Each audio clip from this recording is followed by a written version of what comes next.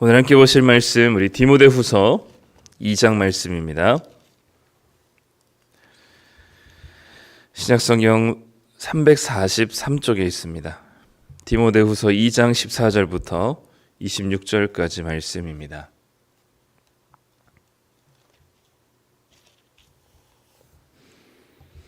디모데후서 2장 14절부터 26절까지 우리 다 찾으셨으면 한 목소리로 함께 읽도록 하겠습니다. 너는 그들로 이 일을 기억하게 하여 말다툼을 하지 말라고 하나님 앞에서 엄히 명하라. 이는 유익이 하나도 없고 도리어 듣는 자들을 망하게 함이라. 너는 진리의 말씀을 옳게 분별하며 부끄러울 것이 없는 일꾼으로 인정된 자로 자신을 하나님 앞에 드리기를 힘쓰라. 망령되고 헛된 말을 버리라. 그들은 경건하지 아니하매 점점 나아가나니 그들의 말은 악성 종양이 퍼져나감과 같은데 그 중에 후메네오와 빌레도가 있느니라. 진리에 관하여는 그들이 그릇되었도다. 부활이 이미 지나갔다 하므로 어떤 사람들의 믿음을 무너뜨리느니라. 그러나 하나님의 견고한 터는 섰으니 인침이 있어 일렀으되 주께서 자기 백성을 아신다 하며 또 주의 이름을 부르는 자마다 불의에서 떠날지어다 하였느니라.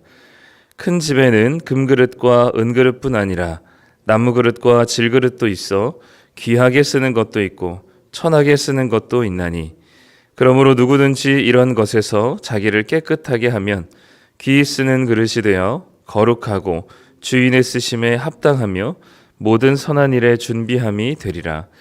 또한 너는 청년의 정욕을 피하고 주를 깨끗한 마음으로 부르는 자들과 함께 의와 믿음과 사랑과 화평을 따르라. 어리석고 무식한 변론을 버리라. 이에서 다툼이 나는 줄 알미라. 주의 종은 마땅히 다투지 아니하고 모든 사람에 대하여 온유하며 가르치기를 잘하며 참으며 거역하는 자를 온유함으로 훈계할지니 혹 하나님이 그들에게 회개함을 주사 진리를 알게 하실까 하며 그들로 깨어 마귀의 올무에서 벗어나 하나님께 사로잡힌 바 되어 그 뜻을 따르게 하실까 함이라. 아멘. 네, 오늘 디모데후서 2장 말씀 우리 함께 보겠습니다.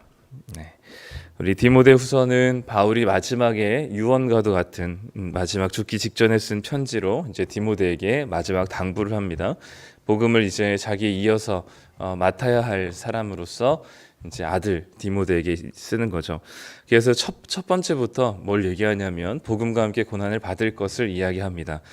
자신처럼 자기처럼 이제 현실적으로 또는 눈에 보기에는 절망적인 상황이지만 생명의 그리스도를 붙든다면 복음과 함께 고난 받는 것이 두렵지 않을 것이라고 이야기하면서 왜 그 복음이 얼마나 아름다운지 그리고 그 복음을 어떻게 이 고난과 함께 받아야 하는 것인지를 어제까지 이제 봤던 것 같아요. 그리고 오늘은 좀 더 이제 구체적으로 어떤 구체적인 상황들이 주어져 있던 것 같습니다. 이제 그 상황 속에서 특별히 이 에베소 교회를 계속해서 혼란스럽게 했었던 거짓 가르침에 대한 거짓 가르침을 이야기하는 사람들을 어떻게 대할 것인지 이제 디모데에게 가르치고 있죠. 오늘 우리가 본 14절에 보면 너는 그들로 이 일을 기억하게 하여 말다툼을 하지 말라고 하나님 앞에서 엄히 명하라라고 되어 있습니다. 이제 말다툼을 하지 말라고 그 말다툼을 하는 사람들에게 명하라라는 거죠. 근데 이제 이게 그냥 단순한 말다툼이기보다는 오늘 쭉 14절부터 이어지는 내용을 보면 잘못된 가르침으로 사람들을 어지럽게 하고 혼란하게 하는 사람들을 가리키는 말입니다. 그들로 하여금 잘못된 가르침을 멈추게 하라라는 것이죠. 왜냐하면 그 말다툼을 하지 말라고 명하는 이유는 14절 하반절에 보면 유익이 하나도 없고 도리어 듣는 자들을 망하게 한다라고 얘기합니다. 그리고 이 말다툼을 하는 자들을 가리켜서 또 16절에서는 뭐라고 얘기하냐면 망령되고 헛된 말이라고 이야기합니다. 그런 말로 자꾸 다툼을 일으키고 분란을 일으키는 거짓된 가르침을 가르치는 사람들을 멈추게 하라. 왜냐하면 거기에는 그 가르침은 유익이 하나도 없고 도리어 듣는 자들을 망하게 한다라고 얘기하고 또 그 17절에 보면 16절에 보면 망령되고 헛된 말을 버려야 되는 이유는 경건하지 아니함에 점점 나아가게 한다. 그러니까 그런 거죠. 그러니까 되게 좋은 말인 것 같고 되게 혹하는 말인 것 같은데 그 말의 결과, 열매가 유익이 되지 않고 도리어 듣는 사람을 망하게 하고 그리고 경건하지 아니하는 것에 자꾸 나아가게 된다. 즉 계속 좋은 가르침이라고 또 새로운 내용이라고 해서 듣긴 듣지만 그 내용들이 삶을 변화시키는 대로 나아가게 하지는 못하고 오히려 더 큰 다툼과 분란과 갈등을 일으키게 만드는데 그 가르침의 결과가 그렇다라는 것을 얘기해주고 있죠. 그러면서 예를 드는 한 두 사람이 있습니다. 디모데 전서도 그렇고 후서도 그렇고 개인에게 보내는 한 편지였기 때문에 또 실명이 언급되는 일이 있는데 17절에 보면 그들의 말은 악성 종량이 퍼져나감과 같은데 그 중에 후메네오와 빌레도가 있다라고 얘기합니다. 그러니까 그 말로 잘못된 가르침으로 교회를 분란을 일으키고 더 경건하게 하거나 거룩한 열매를 맺지 못하고 오히려 갈등하게 했었던 사람 중에 이 두 사람의 이야기를 듭니다. 이 두 사람은 뭐라고 가르쳤냐면 18절에 보면 진리에 관하여는 그들이 그릇되었도다. 부활이 이미 지나갔다 하므로 믿음을 무너뜨린다라고 얘기합니다. 그러니까 부활이 이미 끝났다. 완전한 부활이 됐으니까 너무 그렇게 죄 안 짓고 살려고 애쓰지 마라라고 얘기하는 거죠. 그러니까 우리가 지지난 주일에 얘기했었던 소위 영지주의 같은 이단입니다. 그러니까 이제는 우리가 부활했으니까 우리 몸은 아무것도 아니다. 그러니까 너무 그렇게 거룩하게 살려고 애쓰지 마라라고 얘기했었던 그 가르침이 그러니까 오히려 이제 거룩하게 살지 말라고 하고 완전한 부활이 됐다 하니까 어떻게 살아가냐면 이제 마음대로 이제 자기 방종의 길로 걸어가는 거죠. 그러니까 그런 일들이 그런 새로운 가르침이라고 하는 그런 가르침 속에서 이 교회를 어지럽게 하고 분란스럽게 했었던 것 같습니다. 그러면서 이제 하나님께서 원하시는 이 가르침으로 진정으로 가르치는 자, 진정으로 진리를 가르쳐서 나타나는 열매는 뭐냐라고 했을 때 이제 그릇의 이야기를 합니다. 그래서 20절에 보면 큰 집에는 금그릇과 은그릇뿐 아니라 나무와 질그릇도 있어서 귀하게 쓰는 것도 있고 천하게 쓰는 것도 있다라고 전제를 하죠. 금그릇과 은그릇과 나무그릇, 질그릇 어떤 게 귀하고 어떤 게 천한 그릇일까요? 이제 어떤 게 천한 그릇이고 어떤 게 귀한 그릇인지는 밝히지 않고 있어요. 그냥 금그릇부터 질그릇까지 있는데 하나님께서 주인이 귀하게 쓰는 게 있고 그런 게 그렇지 않은 게 있다라고 얘기합니다. 어떤 게 귀하게 쓰는 것인지 어떤 게 천하게 쓰는 것인지 우리의 상식적으로는 금그릇이 귀하게 쓰이는 것이고 질그릇이 천하게 쓰이는 것일 텐데 바로 다음 절에 21절에 보면 어떤 그릇을 하나님께서 귀히 쓰시냐면 누구든지 이런 것에서 자기를 깨끗하게 하면 귀히 쓰는 그릇이 되어 거룩하고 주인의 쓰심에 합당하며 모든 선한 일에 준비함이 되리라라고 이야기합니다.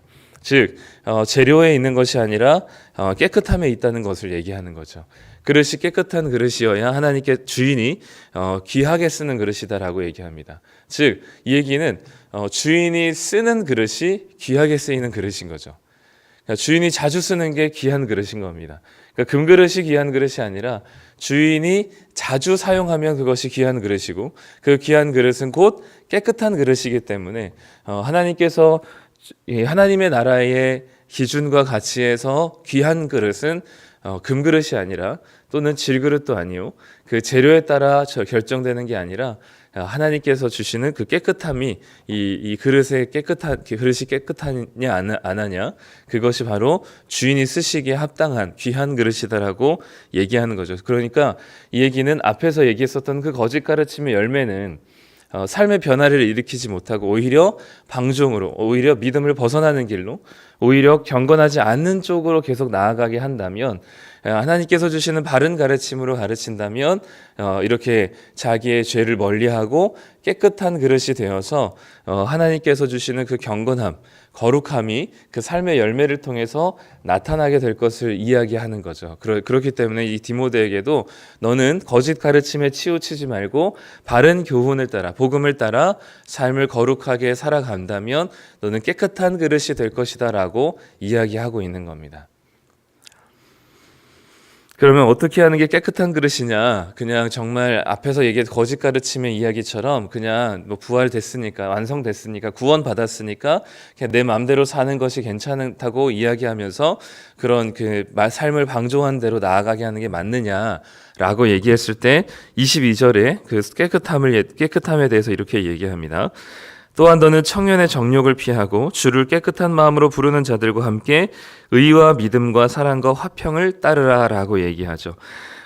청년의 정욕을 피하고 그리고 깨끗한 마음으로 그 주님을 부르는 자들과 함께 의와 믿음과 사랑과 화평의 열매를 맺는 자, 이것이 바로 바른 복음을 따라가는 깨끗한 자를 얘기하는 거죠.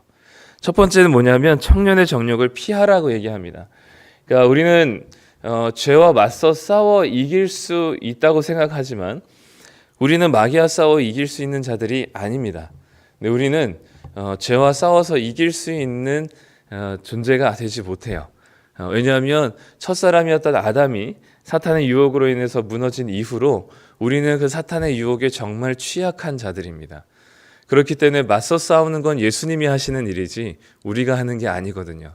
우리는 그 모든 죄의 상황과 환경으로부터 피해야 합니다. 우리를 그렇게 너무 과대평가하거나 싸워 이길 수 있다라고 스스로 자신하게 되면 반드시 필패하게 되어 있습니다. 우리는 승리하신 예수 그리스도를 붙드는 사람들이지 우리가 직접 또는 우리가 맞서 싸워서 이길 수 있는 능력을 가진 자들이 아니기 때문이죠. 그래서 이 모든 죄의 상황과 우리의 깨끗함으로부터 멀어지게 하는 것들을 우리는 피해야 하는 거죠. 두 번째, 우리가 깨끗함을 유지할 수 있는 이 방법은 주를 깨끗한 마음으로 부르는 자들과 함께 하는 겁니다. 혼자는 할 수 없습니다. 네, 함께 해야 되는 것이고요. 그리고 함께 이 길을 걸어가는 자들의 동력과 그리고 격려가 필요합니다. 혼자는 이 싸움을 절대 싸울 수 없고요. 또 이 깨끗함을 계속해서 깨끗한 열매를 맺을 수가 없습니다. 그러니 우리는 반드시 공동체가 필요하고요. 물론 그 공동체가 완전하지 못해서 또 그 안에서 갈등이 있고 또 여러 가지 어려움들이 있긴 하지만 그런 어려움보다는 공동체를 통한 유익이 훨씬 더 크다라는 것을 이야기하면서 이 깨끗하게 되기 위해서는 주를 깨끗한 마음으로 부르는 자들과 함께 해야 한다고 이야기합니다. 혼자는 절대 할 수 없어요. 우리 신앙의 길은 혼자 갈 수가 없습니다. 그리고 주님께서 우리를 부르신 그 부르심은 우리를 구원하여 부르신 부르심은 결코 혼자로 한 사람을 부르시기보다는 교회라는 이름으로 부르셨기 때문에 우리는 다시 구원받아 생명을 얻은 자로서 우리는 공동체로서 존재하는 것이 바로 우리의 정체성입니다. 그래서 힘겹지만 공동체와 함께 하는 것이 우리가 죄로부터 멀리하고 그리고 깨끗하게 될 수 있는 이유가 됩니다. 그리고 그와 함께 의와 믿음과 사랑과 화평을 따르는 것이죠. 우리 가운데 이 어리석은 변론 또는 거짓 가르침 그리고 잘못된 이 말씀들은 결국 우리로 하여금 이런 의와 믿음과 사랑과 화평에서 멀어지게 하는 것입니다. 그래서 우리의 삶이 우리의 신앙과는 전혀 다르게 나타나게 되는 것이 바로 이 잘못된 가르침의 특징인 것이죠. 그래서 23절에 보면 이런 어리석고 무식한 변론, 즉 거짓된 가르침, 잘못된 이 복음에 대한 이해를 버리라. 이에서 다툼이 나는 줄 알미라라고 얘기하면서 이 디모데에게 마지막 또 권면하기를 24절에 보면 모든 사람에 대하여 온유하게 가르치고 또 25절에 보면 거역하는 자를 온유함으로 훈계하라라고 얘기합니다. 온유하게 가르치고 온유하게 훈계하는 것, 제일 어려운 것 같아요. 네, 온유하게 가르치는 건 할 수 있을 것 같은데 온유하게 훈계하는 것은 자칫하면 너무 온유한 쪽으로 치우쳐서 모든 것을 허용해 버릴 수도 있고요.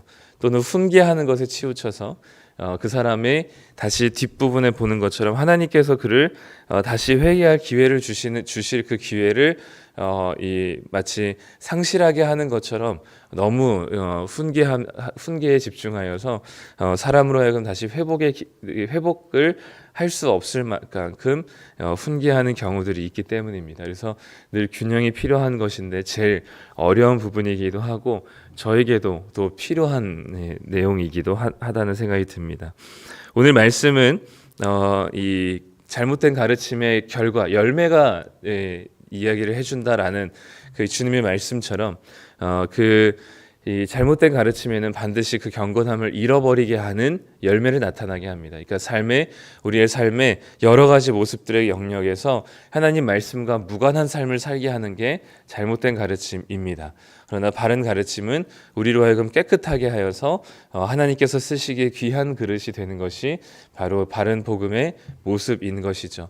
우리가 오늘도 기도할 때 기도해야 될 것은 하나님, 내가 금이 되기를 원하는가, 아니면 깨끗한 사람이 되기를 원하는가인 것이죠. 내가 정말 바른 복음을 가지고 내 죄를 너무 합리화시키거나 가볍게 여기지 아니하고 하나님께서 주신 우리의 삶의 모든 영역들과 삶의 모든 발걸음들을 거룩하고 깨끗하게 살아가기를 소망하는가를 돌아보면서 하나님께서 주시는 말씀에 대해서 바르게 이해하고, 그리고 우리의 삶에 있어서 하나님 말씀대로 살아가는 그 깨끗함이 우리 가운데 있게 해달라고, 그리고 죄로부터 죄를 피할 수 있으면 반드시 피할 수 있게 하시고, 그리고 우리로 하여금 죄를 이길 수 있는 동력자들을 계속해서 허락해 주시도록 기도해야 할 것입니다. 더불어 이 말은 지금 디모데에게도 조금 더 집중돼서 하고 있기 때문에 이 시대의 한국 교회의 목회자들, 그리고 또 저를 위해서도 기도해 주셔서 하나님의 바른 말씀이 교회마다 전해지고, 그 바른 말씀을 통해서 성도들이 그 바른 말씀을 잘 먹고 마심으로 이 삶에서 깨끗하게, 그리고 하나님이 쓰시기에 귀한 그릇이 되어서 이 세상 가운데 하나님 나라가 이 확장되고 또 드러날 수 있는 그런 이 시간들이 될 수 있도록 우리가 같이 기도하며 나아갔으면 좋겠습니다. 함께 기도하겠습니다. 하나님 아버지, 감사합니다. 오늘 이 디모데후서 2장 말씀을 통하여서 잘못된 가르침과 바른 가르침에 대한 이야기를 듣습니다. 하나님, 아무리 새롭고 또 우리의 마음과 귀를 혹하게 할지라도 그 말씀, 그 가르침이나 말씀이 하나님의 거룩함과 그리고 경건함으로 나아가지 않게 한다면, 하나님, 우리가 그것을 다시금 돌아보고 분별할 수 있는 지혜를 더하여 주시옵소서. 더불어 하나님, 우리가 바른 복음의 말씀을 따라 우리의 삶을 깨끗하게 우리를 지키게 하여 주시고, 특별히 우리 힘으로 할 수 없음에 하나님을 의지하며, 그리고 하나님께서 함께 이 길을 걸어가게 하신 동력자들과 교회 공동체를 붙들고 함께 걸어갈 수 있는 길들이 되게 하여 주시옵소서. 그리하여서 날마다 우리의 삶이 하나님께서 쓰시기에 합당한 깨끗함이 되도록 인도하여 주시고, 거룩한 열매를 맺으며 경건하게 살아가게 하여 주시옵소서. 그래서 하나님의 말씀들이 온 교회의 강단에서부터 흘러나와, 그리고 성도들에게 이 말씀이 전해질 때 하나님, 그 성도들로 하여금 지금 이대로는 안 되겠다는 사실을 깨닫게 하고, 하나님 말씀을 따라 깨끗하고 거룩한 열매를 맺으며 의와 평강과 사랑을 따라 살아갈 수 있는 그런 하나님의 자녀들 되게 하여 주시옵소서. 그런 우리들이 머무는 곳과 발걸음하는 곳들이 하나님의 나라가 되기를 간절히 소망합니다. 오늘도 그렇게 되게 하실 줄 믿고 감사드리며 예수님의 이름으로 기도드립니다. 아멘.